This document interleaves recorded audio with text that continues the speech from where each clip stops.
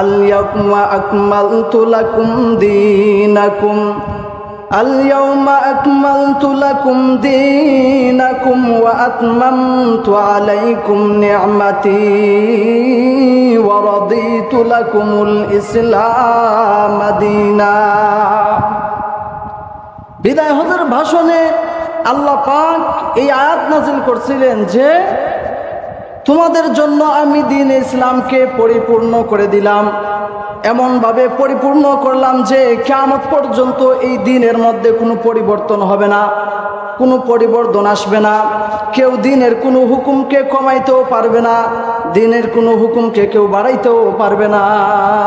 তোমাদের জন্য দ্বীন ইসলামকে পরিপূর্ণ করে দিলাম, আমার যত নিয়ামত আছে সব তোমাদের জন্য পরিপূর্ণ করে দিলাম। সুতরাং এখান থেকেই বোঝা যায় যে একমাত্র কেবলমাত্র শুধুমাত্র ইসলামই হইল আল্লাহ পাকের কাছে গ্রহণযোগ্য জীবনধারা, জীবন ব্যবস্থা। তাইলে সঠিক পথ কোনটা বলে নির্দ্বিধায় আমরা বলতে পারি ইসলামই হইল একমাত্র সঠিক।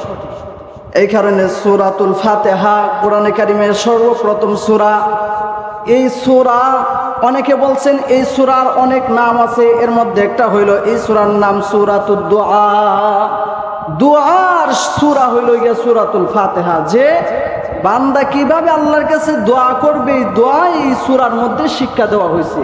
যে আল্লাহর কাছে তো আমরা কত কিছুই চাই, চাওয়ার অনেক কিছু আছে, কিন্তু নামাজের ভিতরে আল্লাহ পাকের কাছে কি চাইবো এইরকম গুরুত্বপূর্ণ জিনিস পয়েন্ট আল্লাহ পাক এই সূরাতুল ফাতিহার মধ্যে দান করছেন। আর না হলে আমরা আল্লাহ পাকের কাছে কত দোয়া করি, অনেক কিছু আছে দোয়া করার, নিজের প্রয়োজনের অপ্রয়োজনের অনেক কিছু, কিন্তু নামাজের ভিতরে যে দোয়া সূরাতুল ফাতিহা পাঠ করা হয়, এই সূরাতুল ফাতিহার মধ্যে একটা গুরুত্বপূর্ণ দোয়া আল্লাহ পাক স্বয়ং নিজে শিখাইছেন যে এই দোয়া তুমি করো। তাইলে এটা গুরুত্বপূর্ণ না? আমি তো আমার জন্য কোনটা ভালো কোনটা মন্দ জানি না, আল্লাহ পাক বলছেন যে বান্দা নামাজের ভিতরে সবচেয়ে প্রয়োজন তোর যেটা সেটা হইল এই দোয়া, এইটা বেশি বেশি চাও। যেমন আমরা কোরআনে কারিমে সূরাতুল ফাতিহা যখন নামাজের সময় তেলাওয়াত করি, নামাজের প্রতিটা রাকাতে রাকাতে সূরাতুল ফাতিহা পাঠ করতে হয়। সূরাতুল ফাতিহার মধ্যে একটা আয়াত আছে, ইহদিনাস সিরাতাল মুস্তাকিম, হে আল্লাহ আমাকে সিরাতে মুস্তাকিমের পথ দেখাও। বোঝা গেল যে এইটা আল্লাহ পাকের কাছে সবচাইতে বড় চাওয়া একজন বান্দার। বান্দা তার জীবনে যা কিছু আল্লাহ পাকের কাছে চাইবে, এই চাওয়াগুলোর মধ্যে গুরুত্বপূর্ণ যে জিনিসটা আল্লাহ পাক স্বয়ং নিজে শিখিয়ে দিচ্ছেন যে নামাজে দাঁড়াইয়া অন্য বক্কর চক্কর নাই, অন্য খামখেয়ালিপূর্ণ দোয়া নাই, বরং আল্লাহ পাকের চাও, আল্লাহ পাকের কাছে চাও যে আল্লাহ আমাকে সিরাতে মুস্তাকিমের মধ্যে শামিল করো। সুবহানাল্লাহি ওয়া বিহামদিহি। সিরাতে মুস্তাকিম কারা? মুনআম আলাইহিম, যাদেরকে আল্লাহ পাক নিয়ামত দান করছেন। বলে এই রকম লোক হইল 4 ধরনের লোক, যাদেরকে আল্লাহ সুবহানাহু ওয়া তাআলা সিরাতে মুস্তাকিমের মধ্যে সাব্যস্ত করেছেন। বলা হয় মান নাবিয়িন ওয়াস সিদ্দিকিন ওয়াস শুহাদাই ওয়াস সালিহিন। বলে সিরাতে মুস্তাকিমের মানুষগুলো কারা কারা? আল্লাহ রাসূল বলেন 1 নম্বর হইল সমস্ত নবী আম্বিয়া কেরামগণ হইলেন সিরাতে মুস্তাকিমের পদযাত্রার লোক। 2 নম্বর হইল শাহাদাগণ যারা আল্লাহর রাস্তায় শহীদ হয়। 3 নম্বর হইল সালেহিন বান্দাগণ যারা বেশি বেশি নেক আমল করে। মান নাবিয়িন ওয়াস সিদ্দিকিন, আর হইল গিয়া সত্যবাদীরা। তাইলে 1 নম্বর হইল নবী আম্বিয়া কেরামগণ, 2 নম্বর হইল সত্যবাদীদের কাফেলা, 3 নম্বর হইল শাহাদাগণ যারা আল্লাহর রাস্তায় শহীদ হয়, 4 নম্বর হইল সালেহ বান্দাগণ, আল্লাহ পাকের মুমিন মুমিনাত বান্দাগণ। তাইলে সিরাতে মুস্তাকিমই হইল আল্লাহ পাকের কাছে একমাত্র গ্রহণযোগ্য দল, যারা মুক্তি প্রাপ্ত, পরকালে একমাত্র তারাই নাজাত পাবে।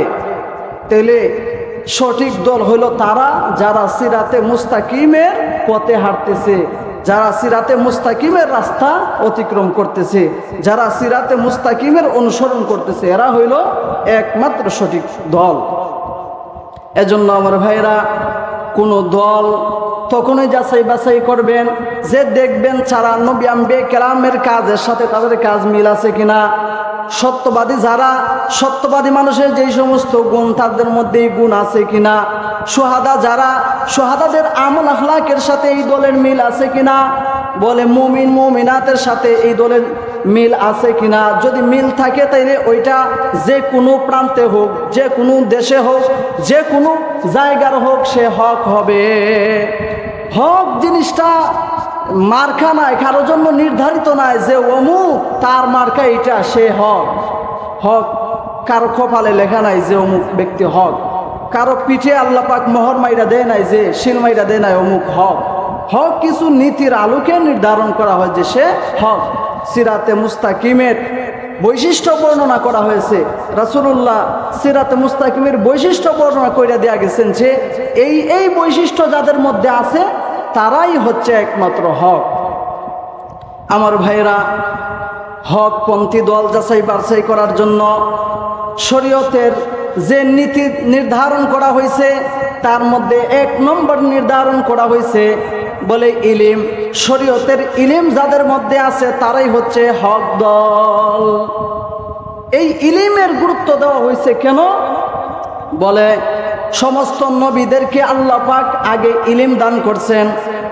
আল্লাহ সুবহানাহু ওয়া তাআলা হযরত আদম আলাইহিস সালামকে সৃষ্টি করার পরে বলছেন ওয়া আল্লামা আদামাল আসমা।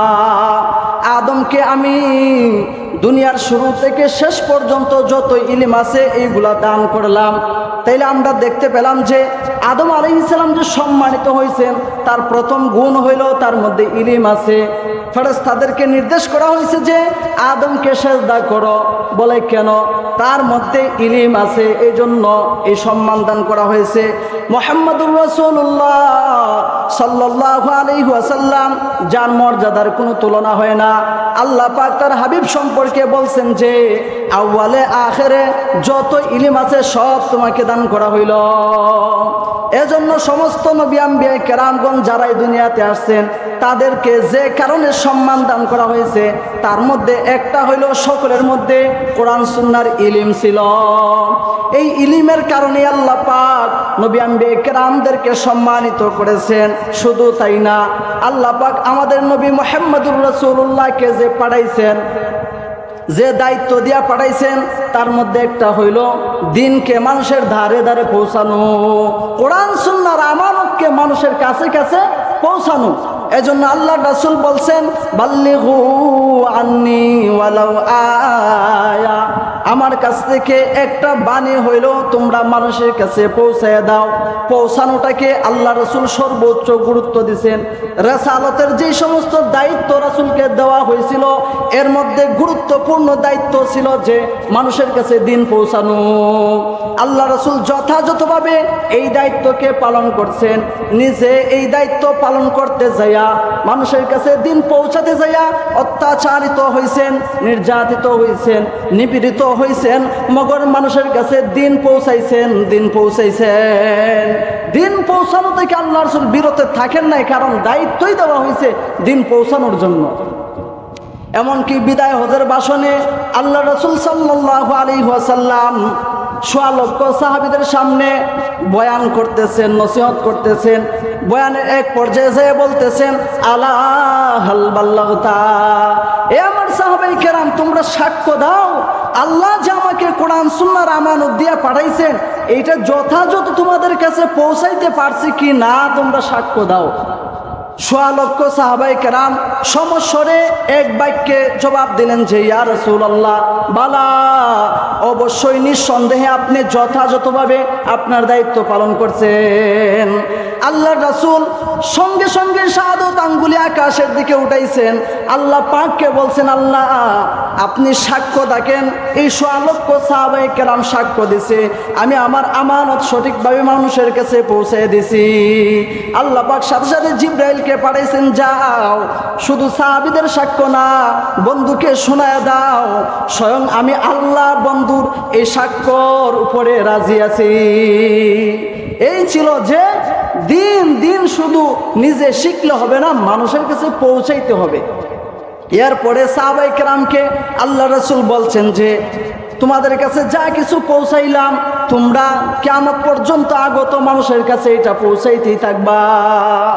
এজন্য মুহাম্মদুর রাসূলুল্লাহ যে জামাত তৈরি করছেন, যেটাকে সাহাবায়ে কেরামের জামাত বলা হয়, আল্লাহ রাসূলের কাছে শরীয়তের যত ইলম ছিল, কোরআন হাদিসের যত ইলম ছিল, তিনি সাহাবায়ে কেরামদের কাছে পৌঁছাইছেন।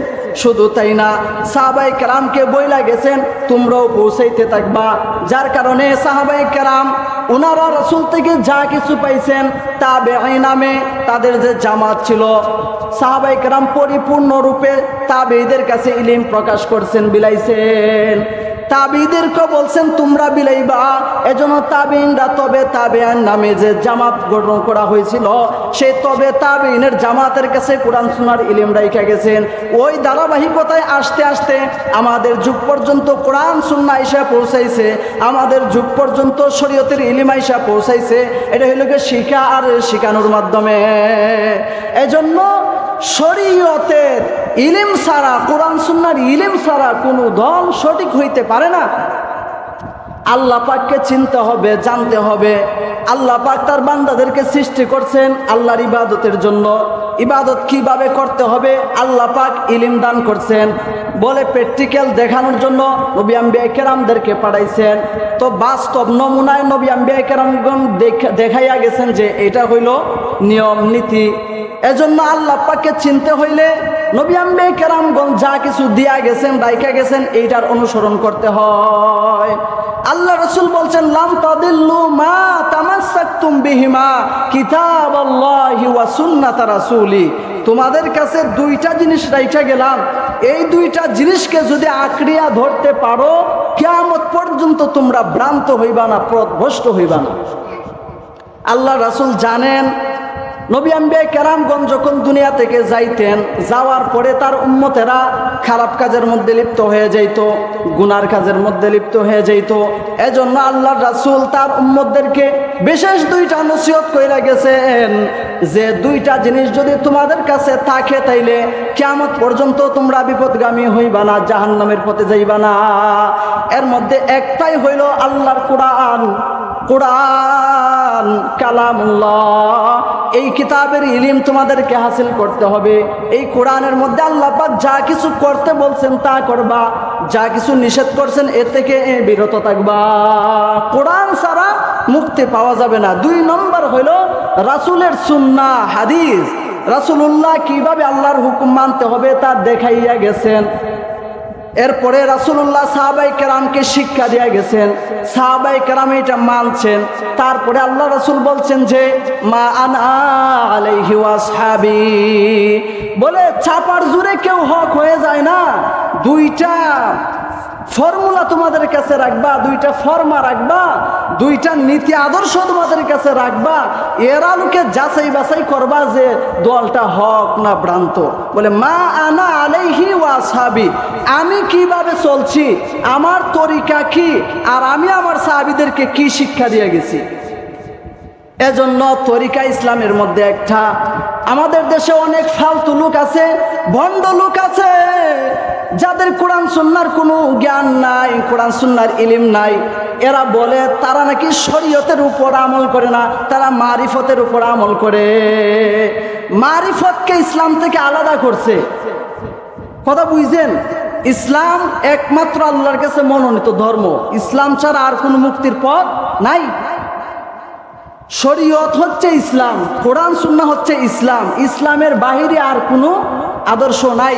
এরা বলতেছে যে শরীয়ত হচ্ছে মোল্লা গড় লাগি, শরীয়তের উপর আমরা আমল করি না, আমরা মারিফতের উপর আমল করি। শরীয়ত থেকে মারিফতকে আলাদা করছে। আর কি বলে শরীয়তের মধ্যে গান বাজনা হারাম, মারিফতের মধ্যে গান বাজনা হারাম না। মারিফতের মধ্যে এরা ঢোল তবলা বাজাইয়া গান করে, বেটান বেটিন রে একখানা জমাইয়া গান করে, নাচানাচি করে, জটওয়ালা চুল রাখে, লাল শালু পরে, মাঝের যে সেজদা দেয়, এটা নাকি মারিফতের দরজা। আর কি সুন্দর কইরা বলে যে মনের মতো নামাজ জীবনে একবার পড়লেই নাকি হয়। মনের মতো নামাজ জীবনে একবার পড়লেই নাকি হয়, নামাজ নাকি মনের সাথে সম্পর্ক। নাউজুবিল্লাহি মিন যালিক। আমাদের সমাজে অনেক মানুষেরা বলে যে নামাজ মনের সাথে সম্পর্ক, মন চাইলে পড়লাম নাইলে নাই, কোনো সমস্যা নাই। আর এরা যারা মারিফতি এরা বলে যে শরীয়তের মোল্লারা এগুলো হারাম কইবই, শরীয়তে এটা আছে ঠিক আছে, কিন্তু মারিফতে এগুলো নাই, মারিফতে জীবনে একবার নামাজ পড়লেই হইব। তাইলে চিন্তা করুন, এরা মুহাম্মদুর রাসূলুল্লাহর চাইতে বড় মারিফত ওয়ালা হয়ে গেছে। আল্লাহ রাসূল জিন্দেগিতে জীবনে একবারও এক ওয়াক্ত নামাজ ছাড়েন নাই, আর এরা বলে এরা মরের মতো নামাজ একবার পড়লেই হইব। বলে রসুলের মারিফাত তাদের মারিফাতের চাইতে কম ছিল। নাউজুবিল্লাহ, এদের চাইতে রসুলের মারিফত কম ছিল। আল্লাহর রাসূল তিনি নবী, আউয়ালে আখেরে তার সমস্ত গুনাহ আল্লাহ পাক মাফ করে দিয়েছেন। এরপরও শরীয়তের যত বিধিবিধান আছেন এইগুলা ভালোভাবে আমল করেছেন। আল্লাহ রাসূল তো জীবনে একবারও নামাজ রোজা ছাড়লেন না। সাহাবায়ে কেরাম তো যাদের মাধ্যমে ইসলাম আসছে এরা তো জীবনে কোনোদিন নামাজ রোজা ছাড়লো না। তোমার মারিফতের মধ্যে নামাজ রোজা লাগে না। রাসূলুল্লাহ তো মহিলাদের সাথে পর্দা করছেন, মহিলা পুরুষ মিলাইয়া কোনো ইবাদত করেন নাই, মহিলা পুরুষ এক জায়গায় আইনা নাচানাচি করেন নাই, কোনো মাজারে যে সেজদা দান করেন নাই। তাহলে তোমার এই মারিফত এটা কি কোনটা, কোন মারিফত এটা? বলে এটা মারিফত না, এটা লোকে মাইরের ফত, মাইরের ফত। এই মাইরের ফতে যারা ঢুকছে আর যারা ভণ্ডামি করতেছে, নারী পুরুষ মিলে নাচানাচি করে, গান বাজনারে হালাল বলে, মদ জুয়ারে হালাল বলে, জট রাখারে হারাম বলে, হালাল বলে, এদেরকে মাইর ছাড়া এই রাস্তা থেকে আর ফিরানো সম্ভব না। এদের একটাই ফত হইল গিয়া মাইর, এটা মাইরের ফত ধরছে, এটা মারিফতের পথ না। মারিফত মানে হইলে চেনা জানা। কি চেনা জানা? আল্লাহকে চেনা জানা। তা আল্লাহরে শরীয়ত না মাইনা চেনা জানা সম্ভব? আল্লাহরে কোরআন হাদিসের ইলম ছাড়া চেনা সম্ভব? তাহলে এতটুকু বুঝে না ভণ্ডর দল। এজন্য ভাই কোরআন হাদিসের ইলম ছাড়া কোনো দল হক হয় না। আল্লাহ রাসূল বলছেন যে বাল্লিগু আন্নি ওয়ালাউ আয়া, আমার কাছে যা কিছু শুনছো মানুষের কাছে এইটা পৌঁছাইতে থাকো, কারণ ইলম ছাড়া আল্লাহকে চেনা সম্ভব না, ইলম ছাড়া জান্নাতের পথ পাওয়া সম্ভব না, ইলম ছাড়া সিরাতে মুস্তাকিমের পথের অনুসরণ করা সম্ভব না। এজন্য ইলম শিখতে হবে। ইলম শেখার কোনো বয়স নাই, যে বুড়া হয়ে গেছে গা, দাড়ি সাদা হয়ে গেছে, বাচ্চা কাচ্চা হয়ে গেছে, বিয়া শাদী কইরা বলছি বড় হয়ে গেছি, এখন শরম করে মাসালা মাসাইল জিজ্ঞাসা করতে শরম করে। ও ভাই, এটা শরমের বিষয় না। আল্লাহ রাসূল বলছেন মান সালাকা তরিকান ইয়ালতামিসু ফীহি ইলমা সাখারাল্লাহু লাহু বিহি তরিকান ইলাল জান্নাহ। বলে কোরআন হাদিসের ইলম অর্জনের জন্য, শরীয়তের ইলম হাসিল করার জন্য যারা নাকি ইলমের রাস্তায় অন্বেষণ করলো, ইলমের রাস্তায় পদার্পণ করলো, ইলম তালাশের জন্য বাহির হইল, ঘর থেকে বের হইয়া মসজিদে গেছে, ঘর থেকে বের হইয়া হুজুরের কাছে গেছে, ইমাম সাহেবের কাছে গেছে, মাদ্রাসায় গেছে, মুফতি মুহাদ্দিস কারো কাছে গেছে, অথবা ঘর থেকে বের হইয়া এক চিল্লার জন্য, এক সালের জন্য তাবলিগে বের হয়ে গেল, শরীয়তের ইলম শিখলো। বলো আল্লাহর রাসূল বলেন তার জন্য আল্লাহ পাক জান্নাতের রাস্তা সহজ করে দিবেন। আল্লাহ রাসূল আরেক হাদিসে বলেন মান খারাজা ফি তালাবিল ইলমি ফাহুয়া ফি সাবিলিল্লাহি হাত্তা ইয়ারজিআ। যে ব্যক্তি কোরআন সুন্নাহর ইলম হাসিল করার জন্য, শরীয়তের মাসলা মাসাইল জানার জন্য কোনো রাস্তায় বের হইল, মসজিদ মাদ্রাসায় গেল, অথবা যে জায়গায় গেলে কোরআন হাদিসের ইলম হাসিল হয় এই রকম জায়গায় গেল, বলে ঘুরে ফিরার আগ পর্যন্ত সে যেন আল্লাহর রাস্তায় অবস্থান করলো। সুবহানাল্লাহ ওয়া বিহামদি। এজন্য শরীয়তের ইলম ছাড়া মুক্তির কোনো পথ নাই। শরীয়তের ইলম জানতে হবে, শিখতে হবে, শিখার পর ওইটা আমল করতে হবে, মানুষের কাছে পৌঁছাইতে হবে। আল্লাহ রাসূল সাল্লাল্লাহু আলাইহি ওয়াসাল্লাম আরেক হাদিসের মধ্যে ইরশাদ করেন মাই ইউরিদিল্লাহু বিহি খায়রান ইউফাক্কিহু ফিদ্দীন। আল্লাহ সুবহানাহু ওয়া তাআলা যার কল্যাণ চান, যার মঙ্গল চান, তাকে আল্লাহ পাক শরীয়তের ইলম দান করে নিলেন। ও ভাই, বুঝার বিষয় হইল আল্লাহ পাক এইটা বলেন নাই যে আমি আমার যে বান্দার কল্যাণ কল্যাণ চাই, আমি আমার যে বান্দার সফলতা চাই তাকে অনেক টাকা পয়সা দান করি, তাকে অনেক স্বর্ণ রূপা দান করি, বাড়ি গাড়ি দান করি, অনেক সম্পদের মালিক বানায় দিই। এইটা আল্লাহ পাক বলেন নাই। আল্লাহ পাক বলছেন যার কল্যাণ চাই, আমার যে বান্দা বান্দির জন্য আমি ভালো কিছু চাই, তখন তারে শরীয়তের ইলম দান করি। ইলম হইল আসমানের নিচে জমিনের উপরে